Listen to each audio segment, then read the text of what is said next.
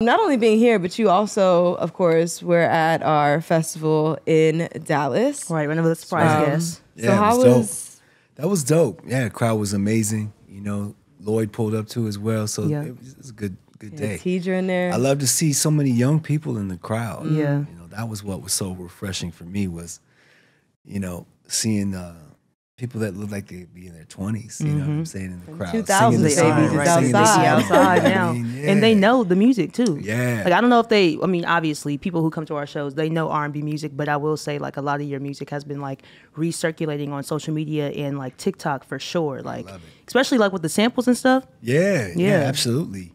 Yeah, you know, songs, you know, getting sampled here and there. It's such a beautiful way to compliment me in terms of being a part of the R&B culture for all these years. Because I remember when I was sampling, you know, my favorite R&B records back in, you know, in the early 90s and, you know, and sampling, you know, different hip hop beats that I thought were dope and I wanted to flip them myself. And even though such and such already came out with it, I was like, nah, let me reflip this and, you know, and take a little bit of that too. So, you know, to be one of the, you know, the people that gets sampled now. Yeah, gets remembered like that is a beautiful thing. That's a big deal. In any way, you know, whether it's the track or whether it's the vocals or whether it's both, you know. In this case, it's been both. A couple times, you know, have been real complimentary in terms of, you know, like Drake sampling, Calling on You. Calling on You. Yeah, I'm gonna say, I was a little disappointed I didn't hear that in your set on Saturday, but it's okay. How did it feel? Of course, our model of festivals is a bit different than most festivals. You know, we don't announce who's coming. So how did it feel? Was there any nervousness before your set of like, oh, like what if I step out there and it's like crickets, or like was that just not even? No, because I'm too much of a part of a staple of this thing, man. I'm in the building for real. Period. You know what I mean? Whether you know me a little bit or you know me a lot, like I'm in the building. Yeah, for sure. And there's no denying that. So he gonna bring the keys out. You know what I'm saying? Right. No, I mean, you know what's beautiful is like when you haven't been oversaturated in a way where people they may remember how much they love something. Right. It hasn't been playing every 5 minutes on the radio. Exactly. You actually gave it a chance to be organic and come in like and sing my heart out for you so that I can win you over if you're not already with it. Right. You know what I mean? So that's my job to do that every time. Yeah, and you could tell for sure, especially like with albums like Cool Relax. That was basically like your breakout album. Well, yeah, that was the second album. The one, that was the second one. The one that like really, put you, put you on the map for real. Yeah, that was that had Are You Still Down on it. Right. They don't know. And Don't Say I Do What You Say Boo. Right. So yeah, there was some records on there, and that I felt like a great blueprint for me, or a great template to sort of follow in that, you know, in that same tradition with the variety of the music that I put on there, you know, in terms of the styles of the tracks and how the tempo changes. It's not just one tempo. Right. Is that what you think set it apart from other albums at the time? Because it was one of the tops that year. Thank you. Yeah. I mean, also, I was only 2, but I do my research. I know. The collaborating also, I think, helped. Yeah. I mean, Tupac collaboration, Casey and JoJo being on the album, you know, Babyface putting his input and his production on there as well. Right. Tim and Bob, you know, they just came with an amazing track, What They Don't Know. And also Ali Shaheed from Tribe Called Quest helped me on that album too, with the title song Cool Relax. So it had its, you know, its peaks and valleys, you know, that album. And that's what was a beautiful thing about it was it wasn't cookie cutter at all. Yeah. And I've actually watched, you know, other artists sort of like, I don't know, they kind of remind me of that time period, almost as if that music that came out in '96 like influenced them to make the music that they made. Yeah, because I'm sure it definitely does. I'm not going to say exactly who it is. I'm just going to say I've watched my themes get repeated by other people later on. Because it happens. Nothing. There's nothing new under the sun. Yeah, you know and when you do something good, that's a dope idea, a dope pocket or something. I mean, I do that with my music. I'll use a certain song that's my favorite tune to jam in the car or whatever, and the way the drums are hitting. Right. I'll use that as a template to go in and write something. Right. You know, in inspiration. Terms of like, it may be the pocket or whatever it be. But yeah, I've definitely watched my music be, you know, like reflect back to me through other artists, you know, that I didn't produce or have anything involved with, but I just watched. I was like, oh, oh, you like that? Oh, okay, that's dope. You know what I mean? So, that's the thing with good music. It's a beautiful thing to watch it. Yeah, and you're just going to inspire so many people just because it's good music. Yeah, I was influenced by, so much great music. Let's talk about it. Who are some of your top influences, your biggest R&B inspiration? I will say, early Stevie Wonder, the Jackson 5, all of that is my first R&B. Earth, Wind and Fire. Yeah. That's the first R&B that I ever heard. Along with the Bee Gees, I want to say that they get their R&B pass from me because the Bee Gees is soul for sure. Yeah. Soul, those harmonies and the way that the melodies were and the way the tracks sounded. They definitely had more of a soulful thing than anything. That's the cool thing about music, though. You don't just have to draw inspiration from the genre that you're working in. Though. There's inspiration everywhere. And I did. I grew up in a family with a record store at our disposal. So we had every record in the game. You know what I'm saying? So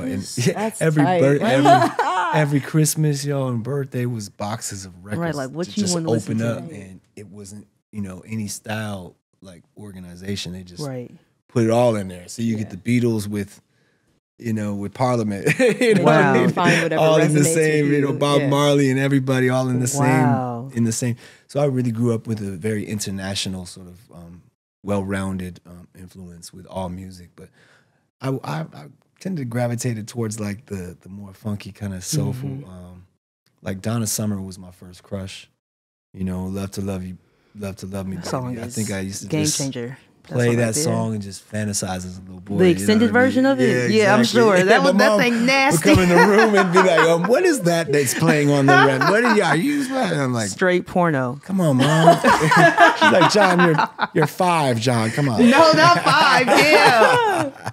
No, but that song is great though. I can see why you was listening to it though. But let's go back to the collaborations you were talking about. You're obviously no stranger to it. I want to hear about obviously Tupac, but Casey and JoJo. Like how do you pick who you're going to work with, and how does it come about? I just have to be a fan of your music. Really. Right. That's the thing is when I'm a fan, I have the curiosity of what's it going to sound like when we get in the same room together? What's it going to sound like if they dig my track and maybe they'll, want to sing on it. So Casey and JoJo were people, I met them at the same time I met Pac. And on Tupac's tour bus, basically, at his video shoot for How Do You Want It. Wow. And they're really cool guys, man, and I'm a huge Jodeci fan, so being able to meet their acquaintance and just be able to, kind of vibe with Pac. I played him some tracks on the bus that I produced and stuff, and immediately Pac started to vibe with me and started to freestyle to the tracks. So I was sitting there like, wow, what's this? And he's like, what are we rapping about? What is this? What are we singing about? I said, this song's called Down and Out in Lonely Street. And he was like, how it go? I was like giving him like the little, my idea, and he started go down and out a lonely street. He's just vibing with me. Yeah. And he started, I'm down and out on lonely street. And then he started going off, on a freestyle ride. And then so the guys were like, yeah, it sounds like y'all got one right there. Casey and JoJo on Johnny J. Tupac's beats, man. Johnny J produced them. Rest in peace. And he produced the beat for Are You Still Down? So, but he was in the corner like, all right, man, that you need to get in the studio right away. Wow. So like 2 weeks later, we was in the lab and we did Are You Still Down? And and it's another banger, timeless record. Not to just this day. A singer, no, a producer and a songwriter. Yes, for sure. You've produced and worked with like Luther, Michael Jackson. Like you have an extensive list. It's been fun to work with, like I said, like all my heroes. Working with Luther was something that happened to me at the Soul Train Awards. I was at the Soul Train Awards and backstage, and I believe I had been nominated for They Don't Know, I guess. And this was the year that he also was being nominated for something. He was backstage, and I saw him, and I just beeline for him. I just went straight towards him, and he saw me. And he started walking towards me.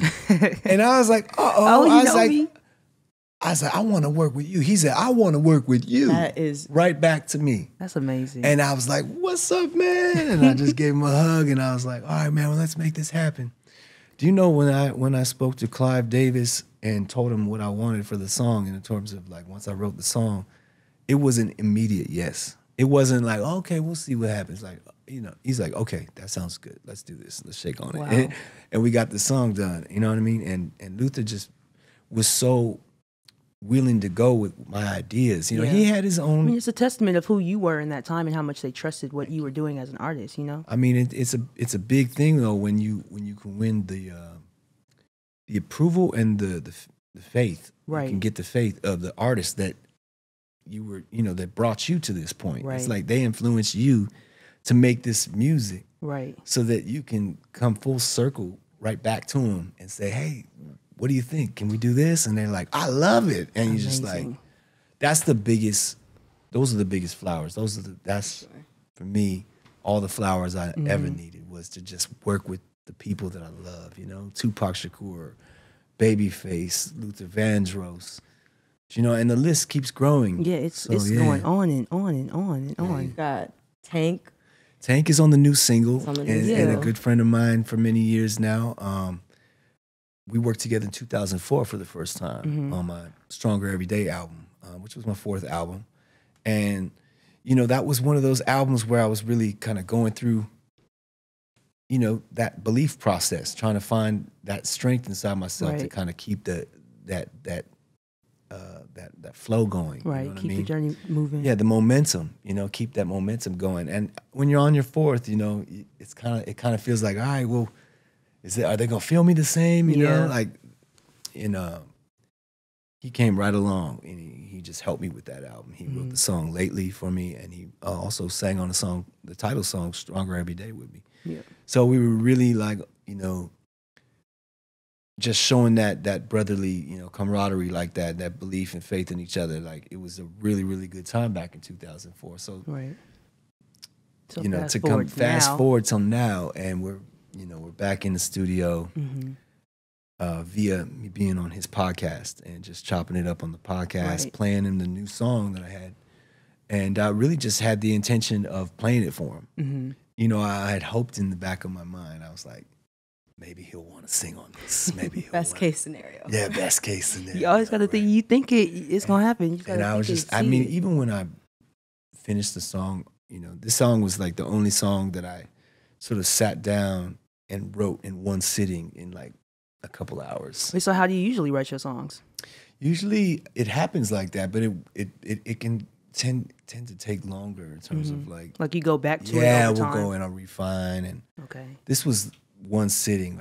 I got it right the first time. I even sang it down and got it finished. So I produced myself. So I was must have been sitting on you for a minute, need to come out. It just needed to that sentiment of waiting needed to be expressed. R&B only.